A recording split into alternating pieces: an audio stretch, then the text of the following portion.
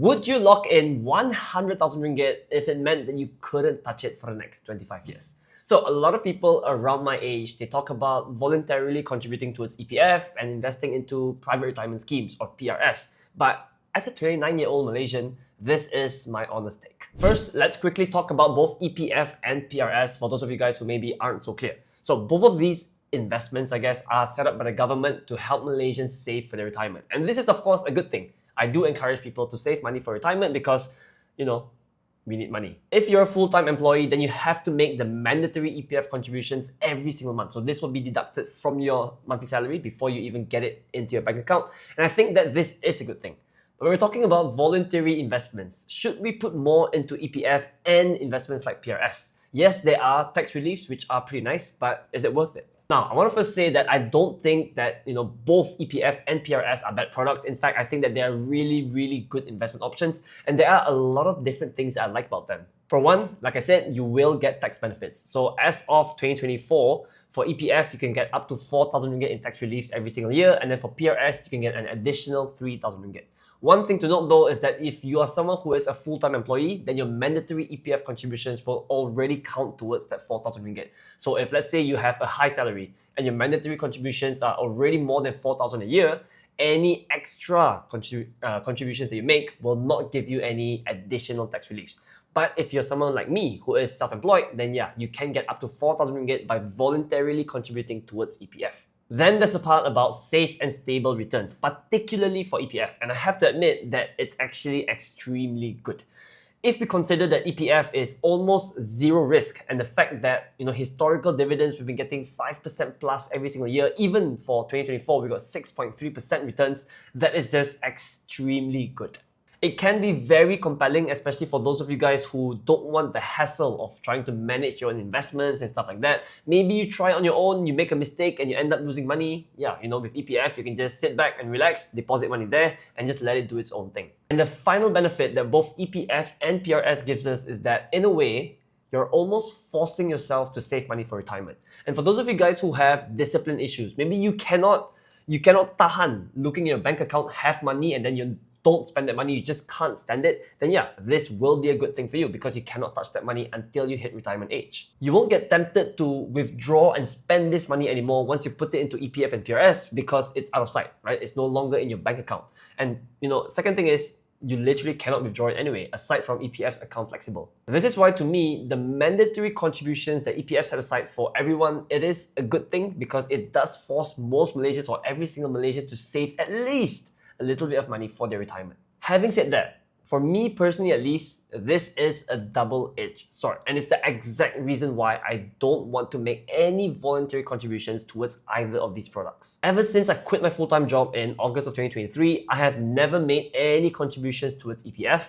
And on the PRS side, a few years ago, I decided to invest 3,000 ringgit to get the maximum tax relief. But ever since then, I have never put a single cent more. I did think about this and I did consider all of the benefits I was talking about earlier. And like I said, they are really good benefits actually. But the major reason that I didn't want to contribute any more towards EPF and PRS is that for me, as an individual, right? Right now, I'm 29 years old. This year, I'm 29, which means that I'm 26 years away from being 55 years old, which is when I can start withdrawing my money from these investments. And I don't feel like I want to unnecessarily lock my money for no particular reason. To me, liquidity is always king. One thing that I was thinking about is that, for example, right, EPF, historical dividends have been really, really good. 10 years ago, we were talking about 6% plus, 7% plus. In more recent times, maybe not so high anymore. But last year, again, 6.3% was really good.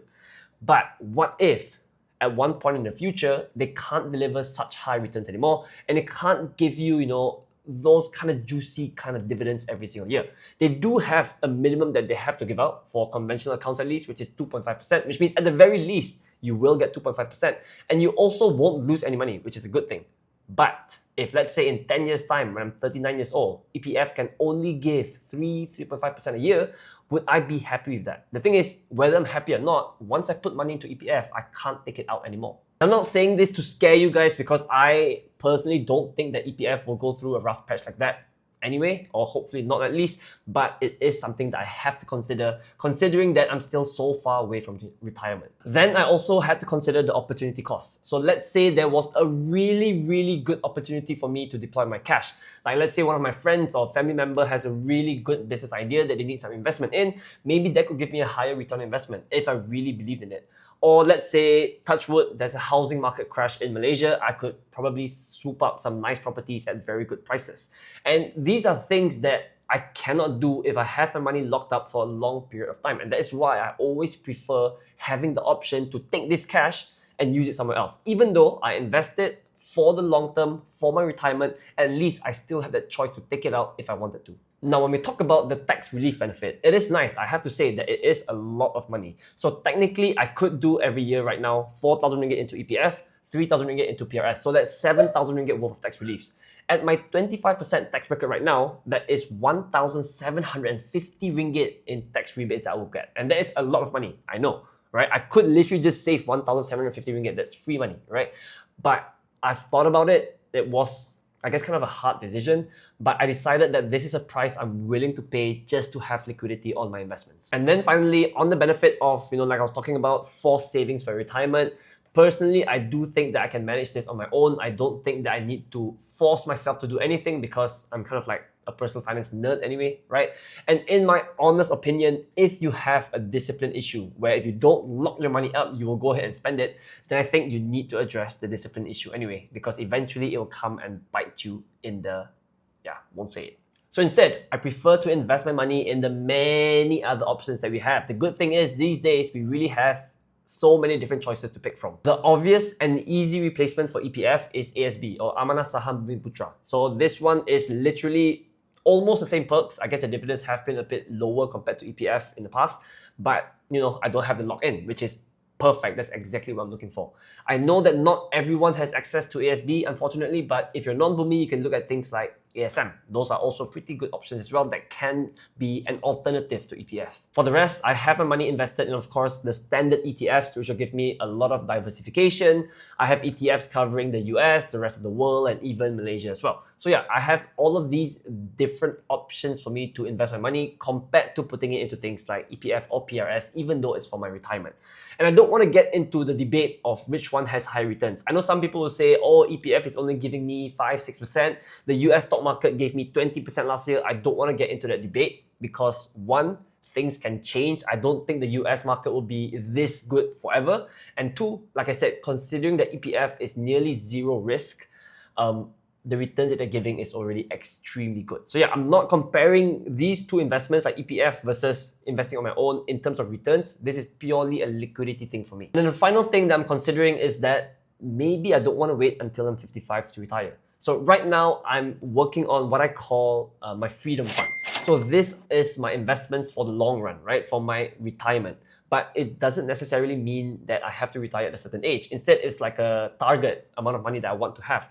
So let's say I invest 10 million ringgit into this freedom fund right now. I feel like 10 million ringgit, 5% a year, it can get me 500,000 ringgit. That's good enough for me to not worry about my income anymore. I can do whatever I want. I can go volunteer at some animal shelter. I can work at McDonald's if I wanted to. Whatever it is, I know that my income is not as important because I have this money from my investments.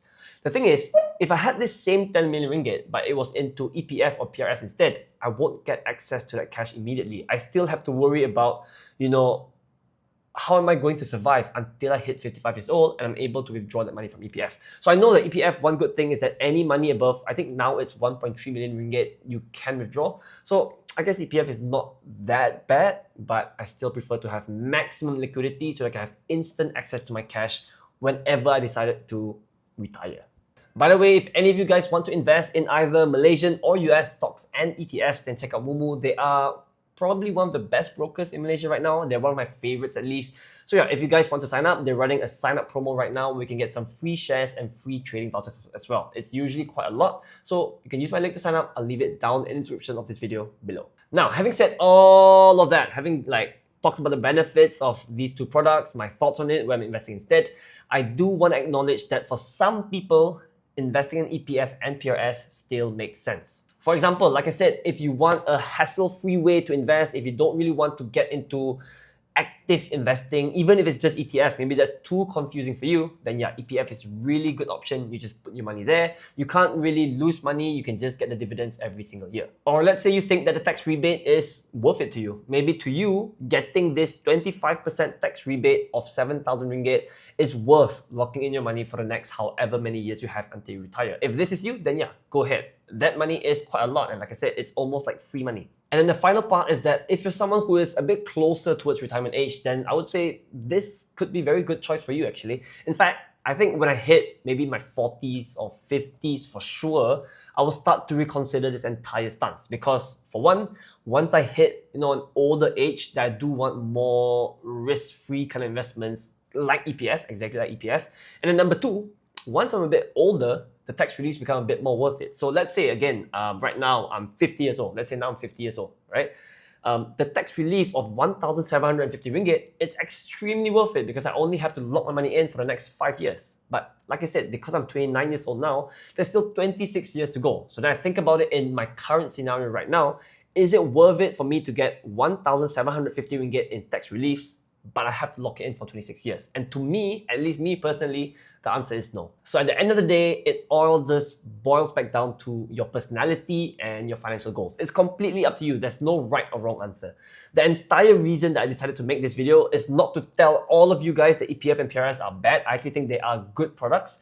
But I made this video because a lot of the talk on social media these days, they only talk about the good things for EPF, right? Save for your retirement, dividends are good, which I agree. Like I said, there are many benefits, but I just wanted to show you guys the other side of it, just so you can, keep this in consideration before making your decision. So let me know in the comments below, what do you guys think about this? Thanks for watching this video to the end, guys. Give me a huge thumbs up and subscribe to my channel if you haven't already. See you guys in the next one. Peace out.